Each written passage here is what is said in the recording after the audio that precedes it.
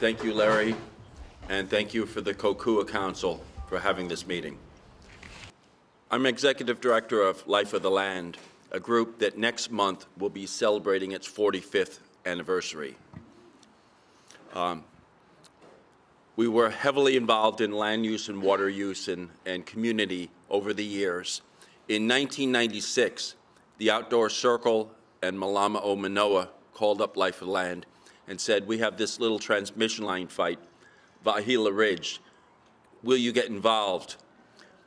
And Kat said to me at the time, if you get involved, it will become your lifetime work. Little did I realize just how much foresight there was into that. So for the past 19 years, I've devoted to studying energy issues here in Hawaii. Now, I want to put a little bit context of Hawaiian Electric.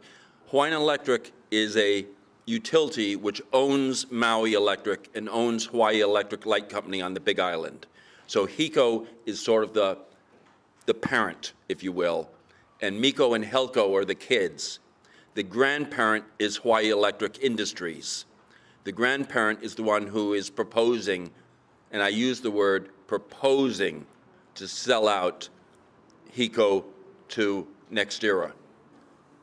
I don't want anybody here to think that the takeover is occurring or is in the process of occurring or anything like that. Merely, HEI has proposed selling HECO to NextEra. And HEI has written into their agreement with NextEra that of all the jobs at HECO, none of them can be terminated within the next 2 years, except for the 3 top positions at HEI. In exchange, the HEI leadership will take enormous sums of money for golden parachutes. So they didn't want to shield themselves from their golden parachutes. So I want to talk. Kauai is independent. A number of years ago, Kauai has had its own history over the years, and that's a good point. The electric companies on all of the islands started as individual island-based utilities. So Hawaiian Electric bought MECO in 1968, bought HELCO in 1970, bought Molokai Electric in 1989, and has been gradually increasing over the entire state. They do not control Kauai, which has always been independent. It was part of Citizens Utility Company for a number of years. Citizens is now known as Frontier. But in 2000-2002, a group of citizens got together and acquired the utility from Citizens and set up what's called Kauai Island Utility Co-op, or KIUC. So KIUC controls 4% of the electricity sold in the state, and HECO controls 96%. So on the board is that NextEra wants to buy HECO. And when you look at it, just from a common sense point of view, it doesn't make a lot of sense. And I'll get into that in a bit. But I want to talk a little bit about how this whole process moved forward. In 2008, HECO worked out with the Lingle administration something called the Hawaii Clean Energy Initiative. It was a grand scheme to make the utility whole while increasing the use of renewable energy. Fast forward, the use of solar around the world has been growing beyond in leaps and bounds. Over the last 13 years, the global increase in solar has been 43% per year. Imagine investing your money in a bank account that returned 43% per year. It is growing very, very quickly, but it started very, very small, so many people didn't notice it, how fast it was growing, because it was so puny.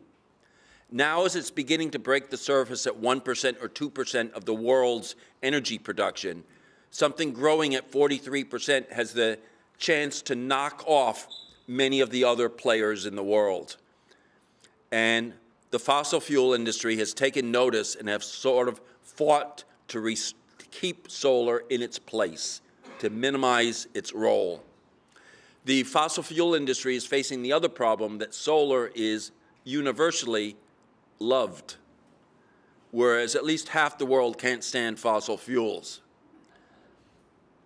So NextEra is a weird kind of company if you think about it. They're a company that decided 15 years ago that they had one goal. It wasn't how green can we be. It wasn't how much renewable energy can we have. It wasn't how profitable we can be. Their number one goal was to become the largest utility in the United States. And therefore, they decided that they needed to buy up whoever was in sight in order to become number one. And so they've attempted over the last 15 years to buy out a number of companies, and they've had some success, but they've had 3 multi-billion-dollar failures. They attempted to take over Entergy in 2000, Baltimore Gas and Electric about 2005, 2006, and Encore earlier this year, a Texas company. All 3 are failing. So this is mergers in the utility business are less successful than marriages between people. One, as you court the company can decide they don't want to really be courted and they can leave. 2, the person who's doing the courting can decide that it's not worth it and pull out. Or they can merge and decide it's really bad and break up after they've merged. And so electric mergers have a failure rate around 70 or 80%. So this is not a done deal by any means. NextEra figures that the way to make a profit is to get federal tax credits and depreciation rates for large wind and solar facilities such that you can put in a subsidiary a wind company that has a guaranteed sales contract to a utility and has enough offsets against their income through tax credits, through tax subsidies, through depreciation, that it turns out that the company doesn't appear to actually be making any money. In real estate, it's called an REIT. In the fossil fuel industry, it's called a master lease plan. In renewables, it's called a yield co. These are ways of structuring financially package deals to sell to investors on companies that have lots of income but no profit. Sort of, I guess, like making movies. So NextEra wants to package some of the wind proposals and to market them for investors. And they're looking at Hawaiian Electric. And the question is, why Hawaiian Electric? Since 2008, every year, Hawaiian Electric's revenue stream has gone down.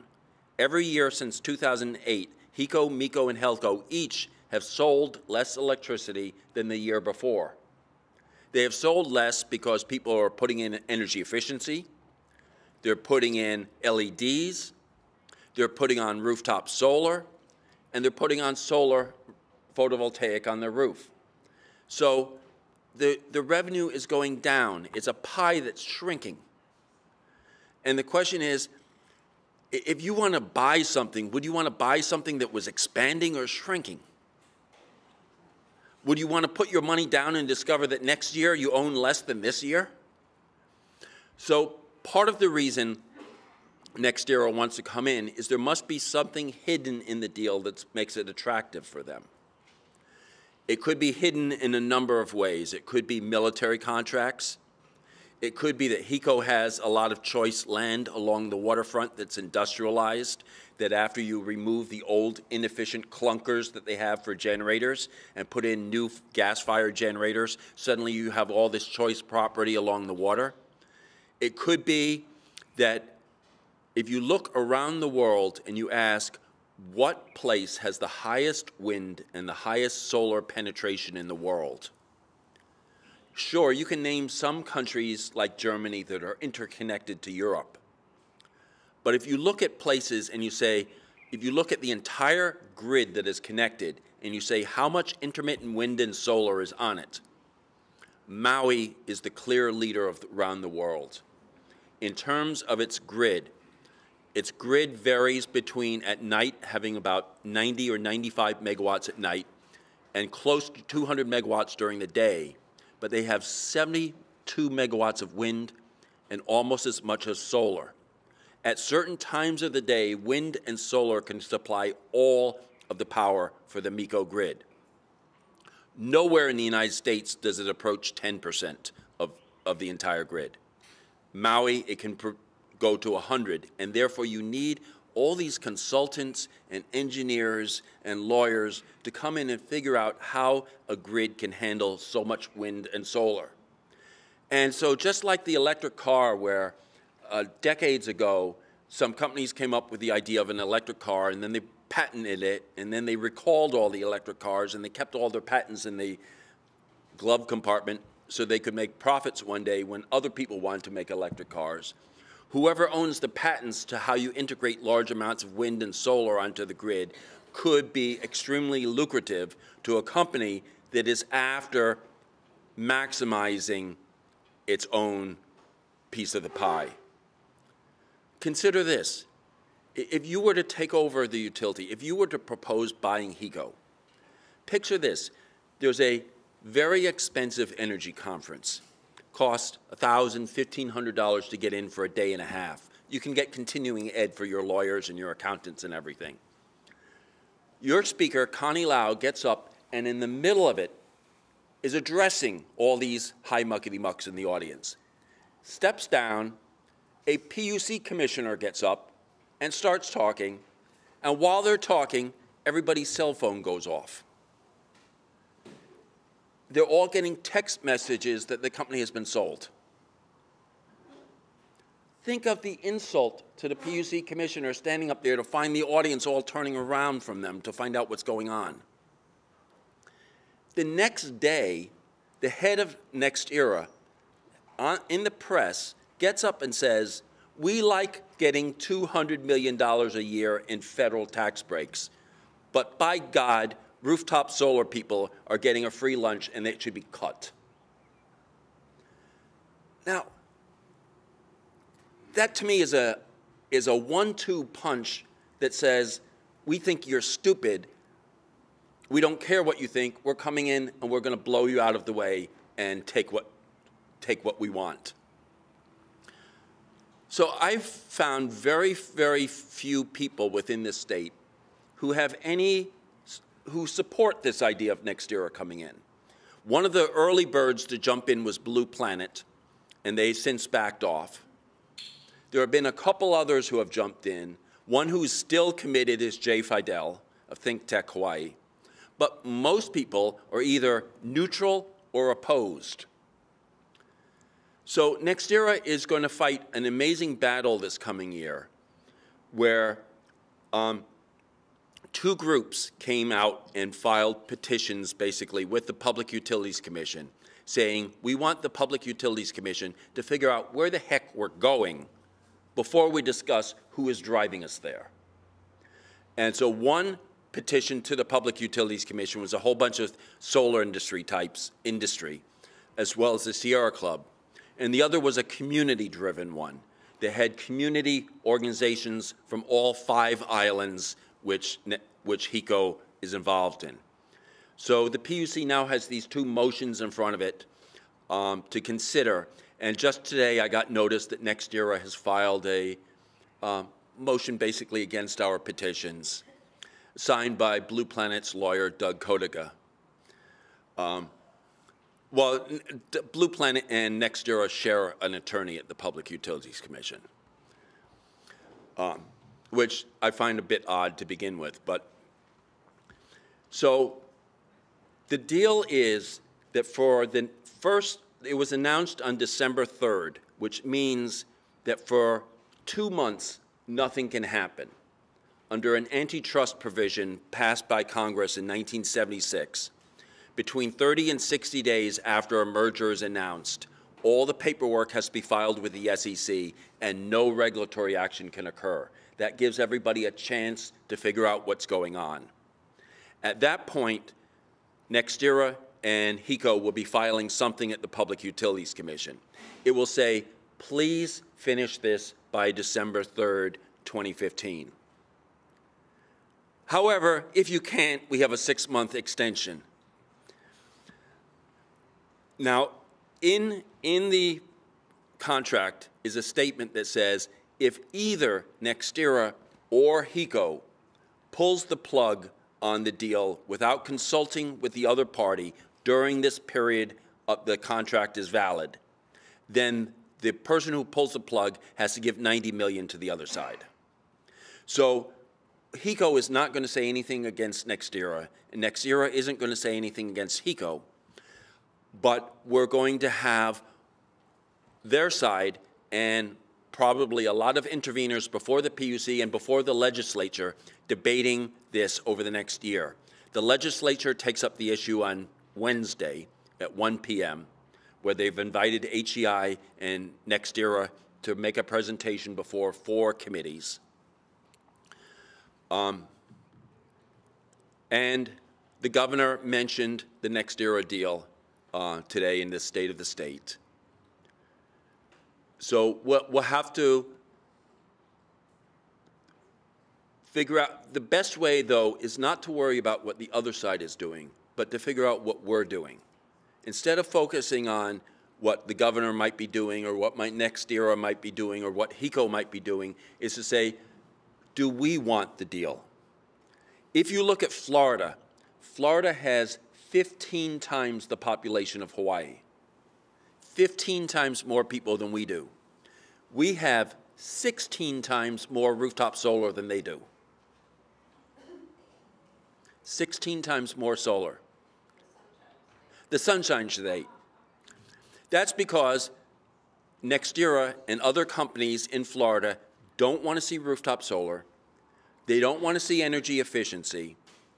And in fact, in Florida, it is illegal to leave the grid. You must pay the utility forever and ever and ever. And you'll be sued if you tried to leave. So NextEra also wants to control everything from the top of the pipe to the bottom. They don't want anybody else participating. So for example, in Florida, they're using natural gas. So they want to own the wells where the natural gas comes from in Oklahoma and other states. They want to own the pipelines that bring it to Florida. And they want to own all the generators in Florida. So the idea here in Hawaii that we have a number of independent power companies that sell power to the utility, there they have very few, because NextEra wants to control everything. They want to be the masters of the entire universe dealing with electricity. So it's a very undemocratic entity. And they also brag about how green they are. So they say, we have these wind farms, we have these solar farms, and they offset fossil fuel. They decrease greenhouse gas emissions. But we're not going to include the fact that our liquefied natural gas wells are leaking enormous amounts of methane into the atmosphere, or that methane is far more potent than carbon in destroying the atmosphere. Those don't count because that would make us look bad. We need to fake the numbers in order to appear to be green, while really we are just greedy. Any questions? The new head of the Public Utilities Commission is Randy Iwase, who is a former politician, state legislator, city council member, backroom, inner workings of the Abercrombie administration, politically connected, does not have much energy experience. I think one of the things he pointed out was he was a deputy attorney general decades ago, where his division had the person who was involved with energy issues. But he does not bring a lot of energy expertise or telecommunications or utility. But Moore will represent David Ige, but he's only one of 3 commissioners. And all three will be important players in this. All three are active on energy issues. So it's a matter of really presenting a good case and having a lot of people turn out both at the legislature and sending emails and letters to the editor to enable the Public Utilities Commission to agree to do the right thing. Isn't it a problem if somebody like Mr. Owase was in the back room with the Abercrombie administration talking about NextEra? I mean, Neil mentioned it in his 2014 State Address, and Randy was one of his advisors. So isn't that a conflict? That he would be the head of the PUC when he was actually pushing this project? I mean, how could you be neutral? I know. You know what? I believe it when people say they have integrity. Yeah. And I feel disappointed. The first thing, it seems to me, is something that derives from my experience on the Manoa Neighborhood Board for 4 years. I would ask Ann Kobayashi each time the issue came up, what's the contract with the rail look like with Berlusconi or whoever it is in Italy? And she always gave me the 1,000-yard stare, you know, like, are you really there? No, you're not. And so nothing was ever answered. What did the contract really look like? Same way with here, this thing with NextEra. What's the contract look like? Even in the negotiating stages, what are they proposing to each other? Of course, they may not get along. The second question I had is, has anybody mentioned an audit of NextEra and of the HEA and where the money will actually intertwine? First, HEI, which is the holding company for HECO, and NextEra Energy, which is the holding company for Florida Power and Light. The two holding companies are unregulated companies. So their financial information is not part of any Public Utilities Commission review. It is filed with the U.S. Securities and Exchange Commission. You can look at their annual reports, but it's not something that any state entity can say, we want to audit your unregulated business. Second, in Florida, the state legislature passed the law saying that nobody can leave the grid. And therefore, because it's state law, anybody who attempts to leave can be sued. And so there has been litigation, but it's been litigation by the government against those leaving. Third, there's no connection between NextEra and the Koch brothers. I think they're each powerful interests who don't want to share with each other. It's hard to have two different entities at the top ruling one company. So NextEra prefers to go it themselves. And finally, the issues in the docket. While the paperwork has all been filed sort of at the Securities and Exchange Commission and people can look at it, the real documents will only start flowing when the Public Utilities Commission opens up a regulatory proceeding to actually examine the deal. And at that point, entities will have 20 days to file motions to intervene in that proceeding. It is likely that about 20 parties will file motions to intervene. Life Land will be one of the parties filing the motion. And parties that file can then fire off discovery questions to each other. In the attempt by NextEra to buy Baltimore Gas and Electric in 2005, 2006, NextEra was asked 3,000 questions. And they pulled out of that deal because they felt that while they might win in the end, the government regulators were just going to take too long, and it was going to be too long of a blown-out, drag-out fight, and they decided to take their money elsewhere. So a lot of the issues will come out once we start asking discovery questions and getting answers back. It's unclear exactly when that will occur because the two petitions filed with the Public Utilities Commission suggest that the merger discussion should occur after we finish the state energy plan on where we're going. So if the PUC takes that up, the merger talks might not actually reach the PUC for discussion for another year. We expect NextEra to file something by February 3rd, but again, who knows? Could you maybe tick off some of the sort of, rather than these guys are big and they're greedy and they're going to come in and mess with us, the kinds of technical or legal points that the PUC is sort of bound to consider more than the political ones, if you want? Many states have crafted within state law a set of criteria for what a regulator must look at in evaluating any merger. Hawaii is not one of those states. We might be the only state that doesn't, I don't know, but we're not one.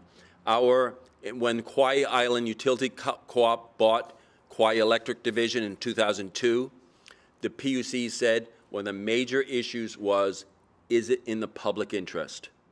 Where public interest is not defined and is shifting all the time. The Hawaii Supreme Court ruled in the Waiahole decision that public interest includes public trust resources, includes water use, land use, natural resource endangered species. All of that is included within the public interest. So it could be anything from a very narrow interpretation to a very wide interpretation. The petition suggests that the PUC develop a guidance document, a merger document, prior to actually accepting the merger. So we can debate what should be in the discussion before we actually have the discussion. But right now, it's wide open. You could discuss virtually anything. Is there any traction to the idea for the public to purchase the utility here like they did in Kauai? Also, sort of a sidelight, any ideas about public purchasing broadband and making a public bank? There are utilities in the United States that own more than just electricity, where you can go to one utility and get your phone and your electric and your water and gas from the same entity. So there are utilities that span that kind of thing.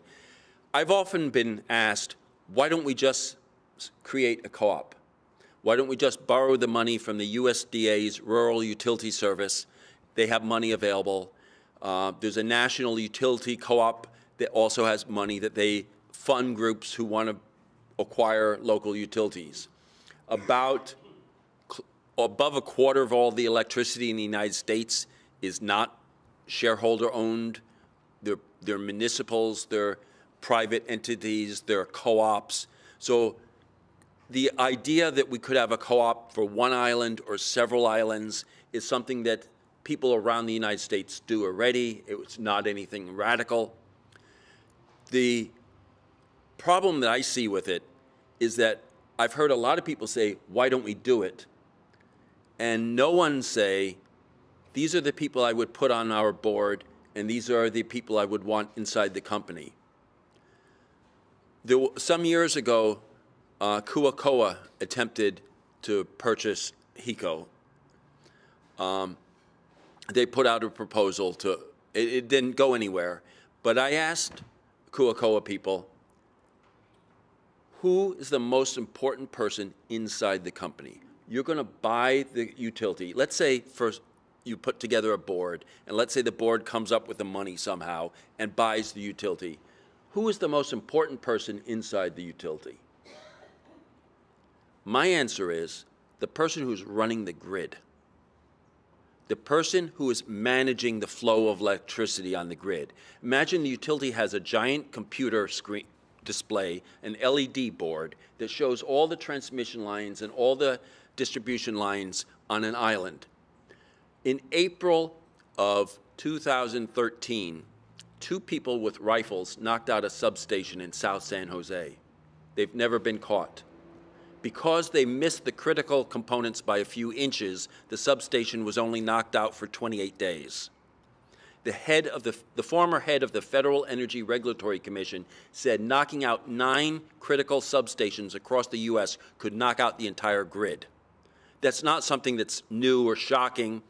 Hunter and Amory Lovins wrote a book called Brittle Power back in 1980 that showed how weak the transmission grid is. It can be attacked physically, it can be attacked through cyber security issues, and it can be attacked internally by a disgruntled employee. You want whoever is managing the grid to be someone you trust, someone who's reliable. So you need to know both the key people inside the company and the key people you'd have on the board.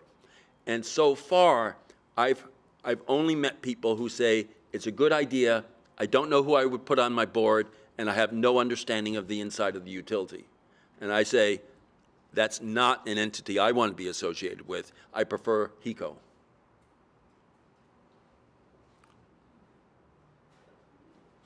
But I'm open to it if somebody is clever enough to suggest an alternative.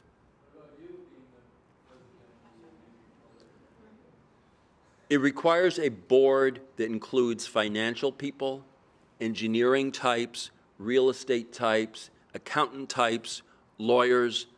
It needs a sophisticated board to handle it. I think the utility that we're seeing today is heading down, that it may not be salvageable as it's currently structured. I picture that in the future, solar energy is going to become far more prevalent than we can even imagine now. Solar panels can be painted on the side of houses. You can put clear solar panels on windows that decrease the amount of sunlight coming in for intense sunlight coming through, but create electricity in the windows.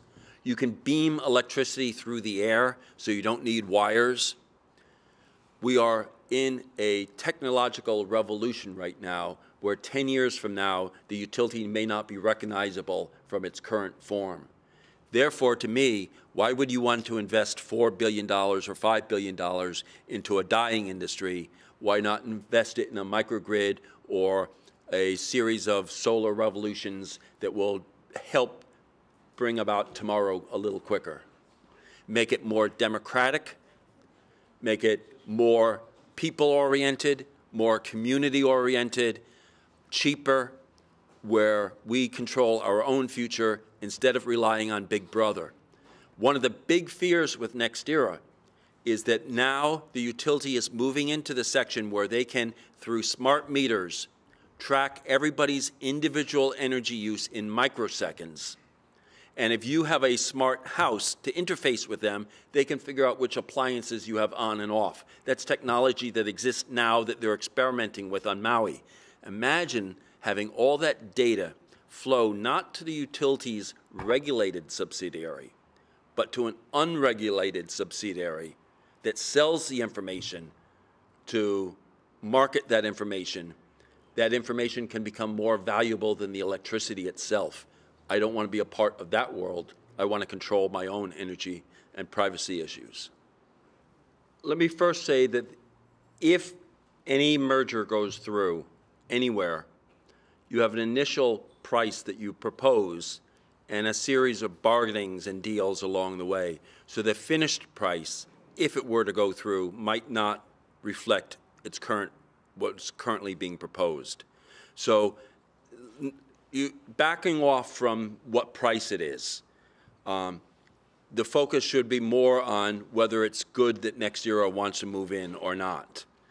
I think HECO could have invested in liquefied natural gas, could have put in the infrastructure, and could have made it work, but they were worried because if you look at Hawaii, we have two major utilities that each want to bring in liquefied natural gas, the gas company and Hawaiian Electric. The gas company has pipes through all urban Honolulu underground and also brings truck service to the islands where they aren't serviced by underground pipes. So the gas company is saying LNG is going to drop way down in price. You can put in your own generator in your basement. We can get the gas to you through a pipeline or a truck. Invest with us instead of the utility. And the electric utility is saying, no, we're going to have the better deal. You should go with us instead of the gas company. But publicly, they were both saying, let's work together. And they're also saying, let's work with the military. So there are all these public and private discussions about whether gas or whether oil is the solution and who should do it and what partnerships should be done. I think HECO had the money if they wanted to go that route. But HECO has fractured within the company. Their company has gone from what I would call a block of granite to a box of sand. You still can't see through it, but it's really shifting inside. And there's a lot of conflict going in between different factions. In the State of the State today, Robbie Alm was sitting there, former #2 of Hawaiian Electric, sitting near the stage, listening to the governor speak. Former #2 of Hawaiian Electric, who in December said, NextEra deal is bad because it would be a foreign company who doesn't understand us, and HECO should stay local. Now, there are all kinds. I've heard a lot of people within management and within the blue-collar workers at HECO saying, this is a bad deal for us. It can be bad in a number of ways. Suppose you're guaranteed a job for 2 years and the deal goes through, and then you're told your job has just moved to Oklahoma, and they'll pay you to move. Your job is there. You may not be. There are all sorts of hidden things, but there is a great deal of factionalism within the utility, and a large number of the factions don't like what's going on. So we live in really, really interesting times where it appears HECO is a monopoly to us, but inside the company, everybody's fighting to figure out whether they're going to survive if the merger occurs or if it doesn't occur. You mentioned the gas company piping gas into, let's say, a private home or, I guess, factory and making the electricity on the spot there. This is the first I've heard of that kind of thing. I thought you had to get electricity, either make it yourself, let's say solar on the roof or your window one day, or connect to the grid. But my question is about this grid thing. Does it make sense here or anywhere to separate out the grid from the generation completely and say the real utility is the grid? We've got, like, behind us is a condo. They don't have enough roof space to generate their own electricity with current technology. So as private homes get off the grid, or as they simply buy less electricity, then the cost of operating this grid has to fall on everybody else, logically anyway. I don't know if it really makes sense, but so folks who live in the condos here, or Kaka'ako, or wherever, are dependent on this grid. Should the grid be a separate utility, and then HECO and everyone else selling electricity, whether they want to burn their coal or their oil or their gas or a solar farm, into that grid for people to take the electricity off of it? Does that make any sense? Yes, let me answer it in 2 ways. First, if you look at the old Honolulu power plant downtown that was by Aloha Tower, that was 22% efficient. The 2 generators were built before statehood. And for every 100 energy units of oil flowing into it, 22 units flowed out as electricity, and the other 78 went up the smokestack or out into the water. You can take a very efficient gas turbine and get it up to 70 to 80 to 90% efficient, where you're feeding it with gas and you're capturing both the heat emitted to warm water and the electricity to provide electricity for your building. So you can very efficiently use combined heat and power or cogeneration in basements powered by Hawaii Gas. There are moves underway to look at separating the generation from the transmission. It was Life of the Land first raised it in the Public Utilities Commission docket in 1996. It is now starting to get traction at the legislature. There are bills being introduced this year that would say, let's separate generation from transmission. Let's have the utility be the transmission company only, and therefore they don't care where they're buying their electricity from. They're not going to favor fossil fuel being generated by their own company because it will all be from other companies. And therefore, we should be able to rapidly increase our use of renewable energy by requiring that the transmission company not own generation. You could do that for both the gas and the electric company, say that neither of them can own any kind of generators, that they're only transmitting either gas or electricity through a grid system. That is certainly one way to go, and if the bill moves through, that would, of course, change the price that NextEra is willing to offer if it no longer can buy the generators. So those issues are sort of all on the table right now. Is HEI separate from American Savings now, or do they still have some subterranean connection, or what's the issue, or what's the setup there? American Savings Bank is owned by Hawaiian Electric Industries. Under the deal, if it goes through, HEI would sell off American Savings Bank separate from the deal to sell the electric utilities to NextEra. Now, there's some question about American Savings Bank would then be, I think, the third largest bank in the state, and whether it could function as a standalone bank or be gobbled up by one of the other two. That's a separate issue for your banking expert.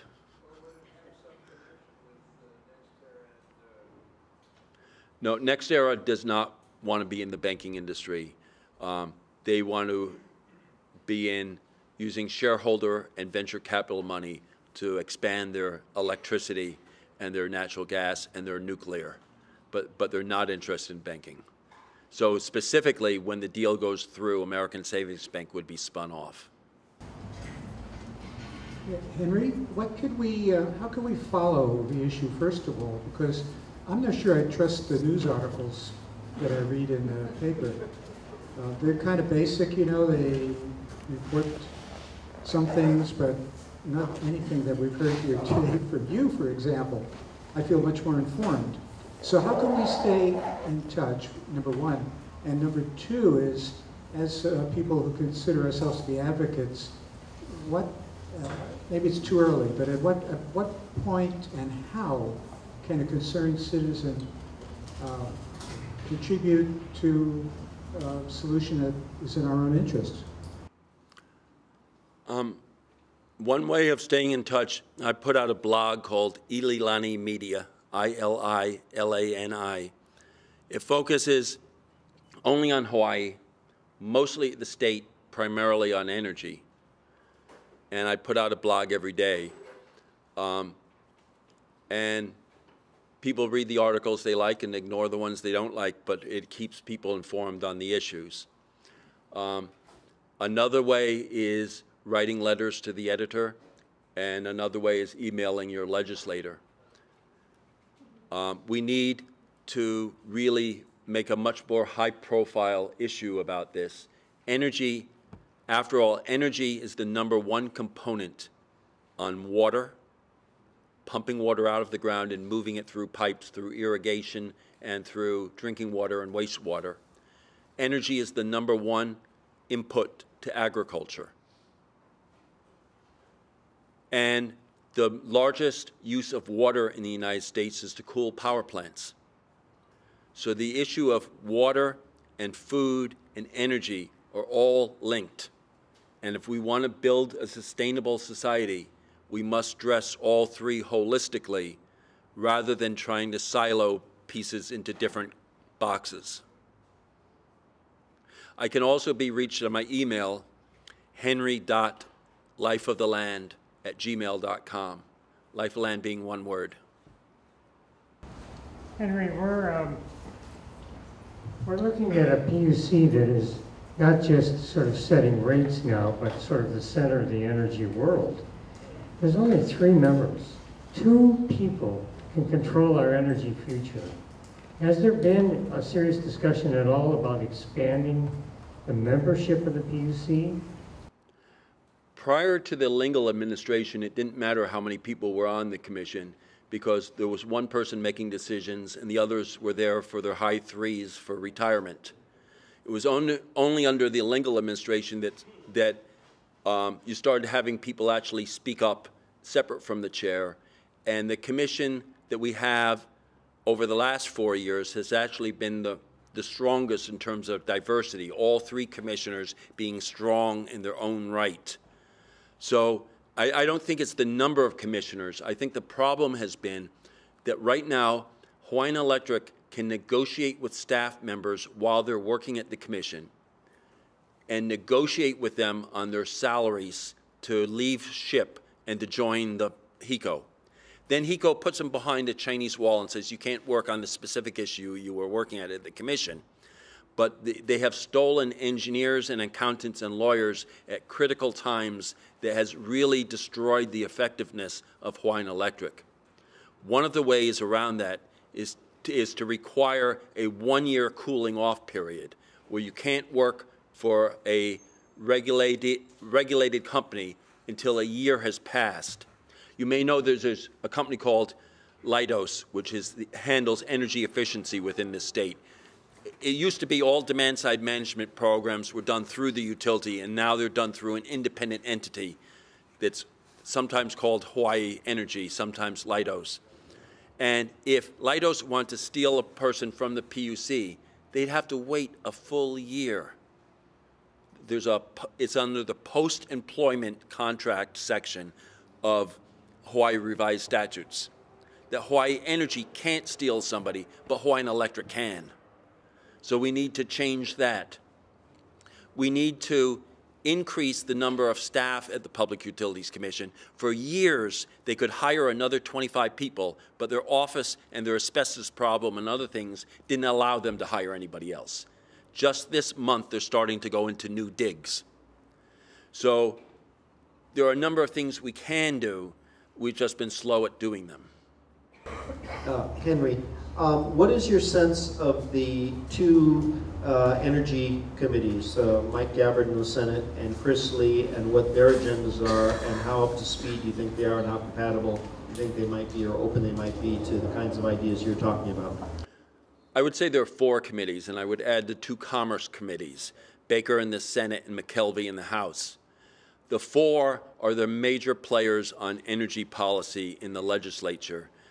I would not venture to guess what they're doing or why or how, but I would say that I think that this session, many legislators said to me in December, before the announcement was made, that they thought that most of the key legislation was in place and that this was maybe active this year at the Public Utilities Commission, but the legislature was going to be fairly quiet on energy. When the NextEra deal broke on December 3rd, energy went from a back burner issue to one of the hottest issues around.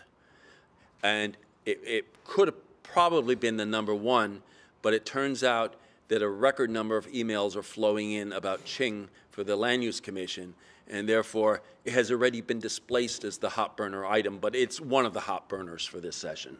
Did you say who was on the commission? The commission has 3 members who each go in for 6-year terms. They are Mike Champley, who was a senior vice president of Detroit Edison, who worked as an energy consultant in Hawaii and then accepted a position on the Public Utilities Commission. So he's good he's good in the numbers part of it. He has strong cybersecurity issues, those kind of things. Second one is Lorraine Akiba,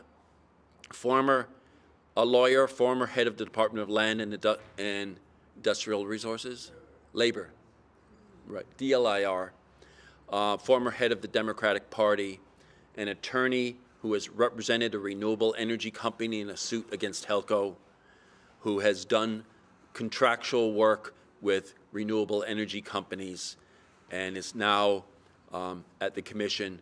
And the third one is Randy Iwase, who is chair. So 2 appointees by Neil Abercrombie, 1 by David Ige. Each serves a 6-year term, so it will be stable for the next 2 years, assuming that Randy Iwase is confirmed. And the chair position is appointed by the governor.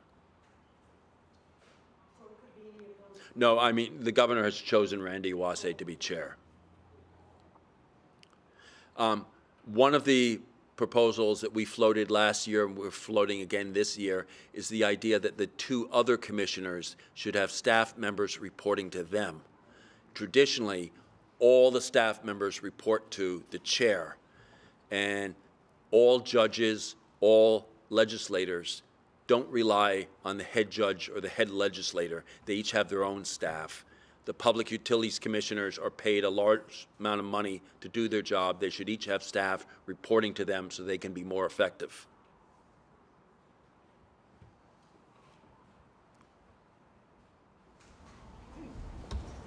Oh, thank you, Henry. This has been an education, and I think we all need it. Thank you very much for speaking with us today.